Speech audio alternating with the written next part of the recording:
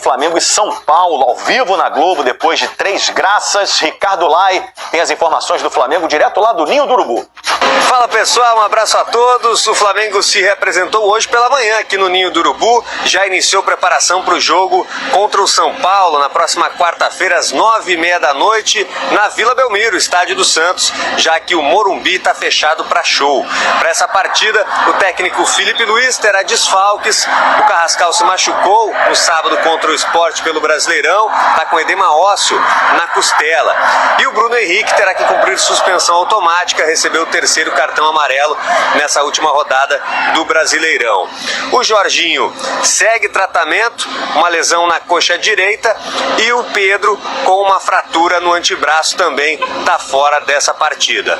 A expectativa pela volta do Léo Ortiz, ele faz tratamento de recuperação de um estiramento no tornozelo direito. Ele já havia jogado no sacrifício na semifinal da Libertadores contra o Racing. E o Alexandro, que foi poupado no sábado contra o Sport, deve retornar ao time. Já o Everton Cebolinha, que se recupera de uma lesão no quadril, já começou a treinar no campo com a fisioterapia. Amanhã o Flamengo volta a treinar pela manhã aqui no Ninho do Urubu. Agora vamos para as informações. Antes de trazer as informações dos lesionados, se eles podem desfalcar o Flamengo na final da Libertadores ou não, eu quero falar do jogo do Flamengo em cima do Sport, porque além dos 3 pontos, sejamos francos, eram 3 pontos extremamente esperados. A dúvida era, o Flamengo iria vencer de quanto? Como é que seria o roteiro do jogo? Porque eu não esperava nada mais do que a vitória. E, além dos 3 pontos, o Flamengo tem boas notícias aí que aconteceram nesse jogo. Vamos lá. O Samuel Lino voltou a jogar bem. Tudo bem, ele perdeu um gol ali, mas o gol que ele perdeu foi jogada construída por ele, em uma virtude dele. E depois ele deu um passe sensacional para Bruno Henrique. O Samuel Lino, ele foi contratado a pedido do Felipe Luiz para fazer isso que ele fez com o Bruno Henrique. Gente, o passe que ele deu para um dos gols do Bruno Henrique foi absurdo. Absurdo. E na boa, não dá para o torcedor ficar pegando no pé do Samuel Lino. É o contrário, tem que apoiar. E é um jogador extremamente importante. Eu particularmente gosto do futebol do Samuel Lino.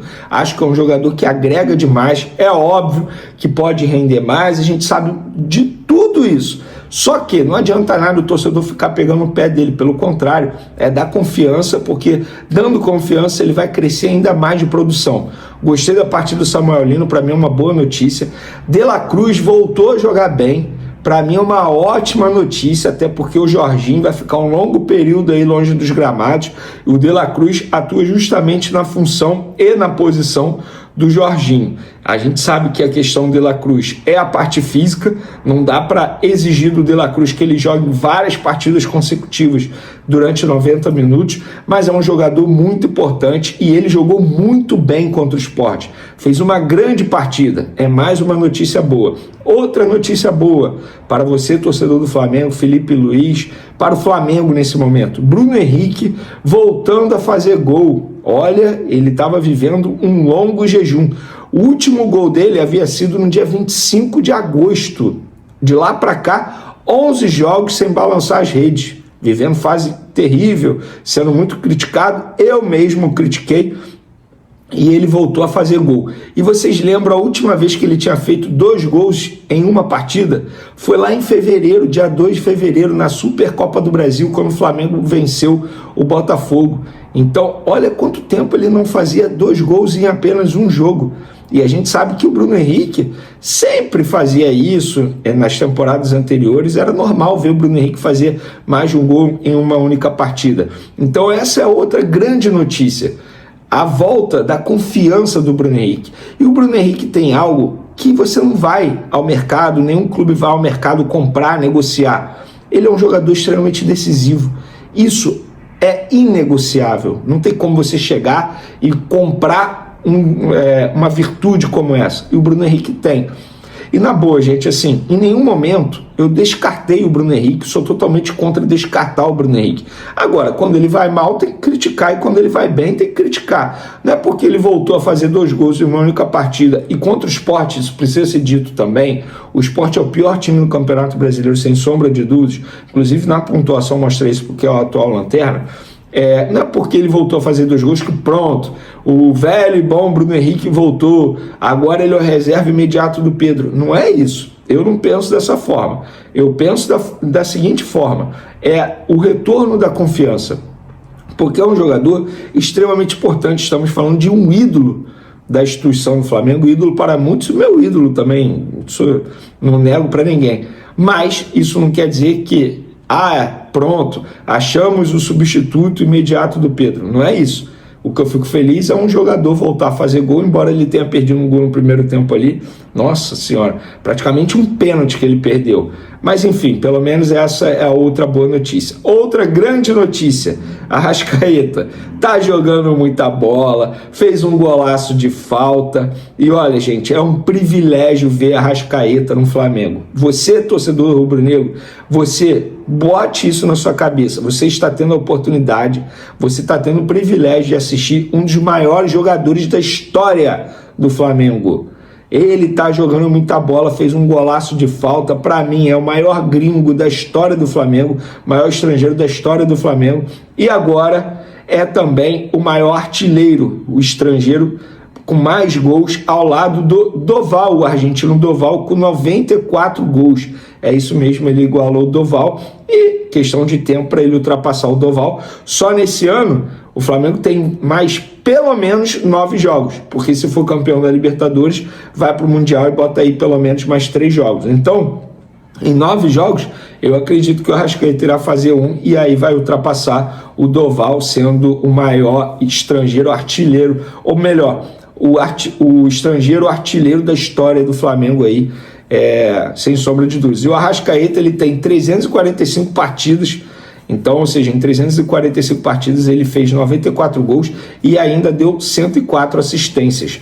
O Doval, que defendeu o Flamengo em 2 passagens, fez 263 partidas. Então, essas são as boas notícias aí do Flamengo, além da vitória em cima do Sport, que pressiona demais o Palmeiras, rival do Flamengo, na briga pelo título do Campeonato Brasileiro. Agora, vamos para as notícias ruins, gente, porque é o seguinte: ontem, embora não tenha gravado vídeo aqui, mas apuração nossa, quando eu soube disso, o Jorginho realizou exames médicos, constatou lesão muscular, e aí publiquei nas minhas redes sociais, e alguns minutos depois o Flamengo divulgou uma nota oficial confirmando a informação e disse o seguinte: o meia realizou o exame de imagem que apontou lesão muscular na coxa direita, segue o planejamento de recuperação estabelecido pelo departamento médico do clube. E aí se tornou um desfalque, não só para o jogo contra o Sport, mas para vários jogos. Porque, segundo a minha apuração, inclusive postei nas minhas redes sociais também, a resposta que eu tive sobre a gravidade da lesão foi: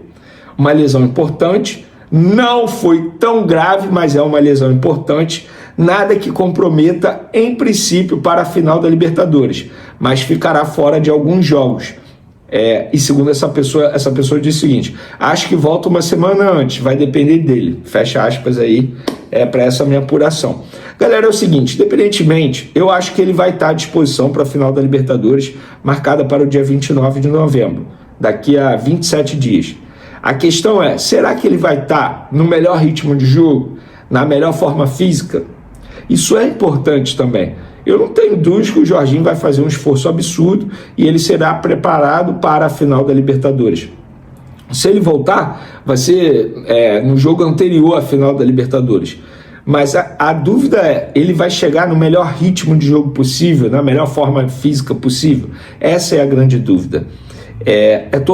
Torcer, porque estamos falando de um dos principais jogadores do time do Flamengo, sem sombra de dúvida. O Jorginho é muito importante, e é torcer para ele ficar 100% para essa final da Libertadores. Até lá, o Flamengo tem o Everton Araújo, tem o De La Cruz, tem o próprio Saúl, tem o Pulgar, tem o Alan, outro jogador da função também, mas o Jorginho tem que ser preparado para a final da Libertadores. Outro jogador que preocupa: Carrascal. Esse se machucou no jogo contra o Sport. O Flamengo emitiu o seguinte comunicado durante essa madrugada: substituído ainda no primeiro tempo de Flamengo 3, Sport 0, Jorge Carrascal foi submetido a exame de ressonância magnética na madrugada deste domingo. O resultado apontou edema ósseo na região da costela, sem fratura. O atleta já iniciou o tratamento com o departamento médico do clube.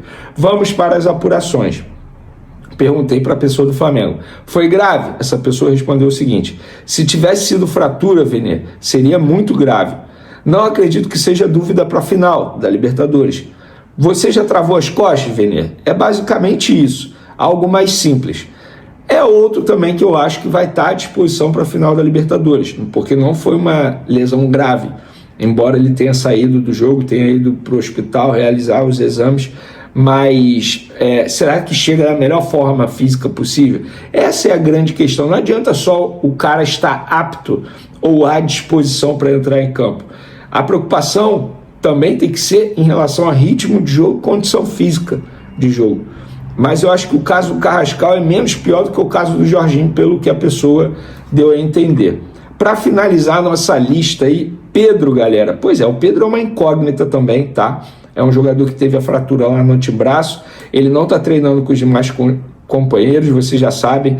E eu vou ler aqui, porque eu perguntei, beleza, ele não está treinando, mas ele está totalmente parado? Aí a pessoa do Flamengo me falou o seguinte: não, ele não está totalmente parado, Vene. Ele está fazendo bicicleta, que é aquela bicicleta ergométrica que vocês conhecem, e malhando a parte inferior, ou seja, as pernas, porque o braço ele não pode utilizar. E ele não pode ter qualquer tipo de movimento no braço por enquanto, segundo essa pessoa do Flamengo. Então, o Pedro é outro que eu acho que também vai chegar, que vai ficar à disposição para a final da Libertadores. Eu acho isso, que vai fazer um grande esforço. Não tem como eu cravar. Gente, ninguém pode cravar isso. Ninguém mesmo, nem os médicos do Flamengo podem chegar e dizer para o Pedro: ó, Pedro, você vai estar pronto para a final da Libertadores. Tudo depende de como vai ser a recuperação dele. Agora, eu acho que vão fazer de tudo para ele ficar à disposição. E ele ficando à disposição, ele não vai estar na melhor forma física. Isso é fato. Ele não vai chegar no auge da forma física e também do ritmo de jogo. Isso é fato. Mas pelo menos você ter o Pedro à disposição já seria uma baita notícia. Lembrando, Gonzalo Plata não estará à disposição da final por conta do cartão vermelho extremamente injusto que ele sofreu contra o Racing. Não deixe de hypar o vídeo, porque isso é importante, tá, galera? O Flamengo movimenta-se nos bastidores para reforçar o elenco comandado por Felipe Luiz e tem um novo alvo no mercado, Richarlison. Segundo a apuração do jornalista Antônio Carlos, o clube carioca iniciou tratativas para tentar a contratação do atacante, que está em reta final de contrato com seu atual time no exterior. Felipe Luiz vê em Richarlison o jogador ideal para o estilo de jogo que pretende implementar no rubro-negro, com intensidade, mobilidade e versatilidade no setor ofensivo. A diretoria, encabeçada pelo executivo José Botto, prepara uma oferta de 3 anos de contrato, acreditando que o atacante pode ser uma peça-chave na nova fase do clube. A possibilidade de disputar a próxima Copa do Mundo também influencia diretamente na decisão do atleta. Richarlison entende que, jogando pelo Flamengo, teria a vitrine perfeita para retomar o protagonismo e chamar novamente a atenção da seleção brasileira. Fontes próximas ao jogador afirmam que ele vê com bons olhos a chance de vestir a camisa rubro-negra e voltar ao futebol nacional. Nos bastidores, José Botto tem conduzido as conversas com cautela, utilizando sua boa relação com os representantes do atleta para tentar viabilizar o acordo. Dentro do Flamengo, a negociação é tratada como estratégica, já que a diretoria busca reforços pontuais para manter o alto nível do elenco. Richarlison agrada internamente não apenas por sua experiência internacional, mas também por seu perfil competitivo e pela capacidade de decidir em grandes jogos. Sua chegada é vista como fundamental para dar equilíbrio ao ataque, agregar liderança ao grupo e servir de espelho para os jovens do elenco. Agora eu quero saber a opinião de vocês. Richarlison será um bom reforço? Sim ou não? Deixe sua opinião no comentário. Não esqueça de curtir o vídeo e inscreva-se no canal para não perder nada do Flamengo. Até a próxima e saudações rubro-negras.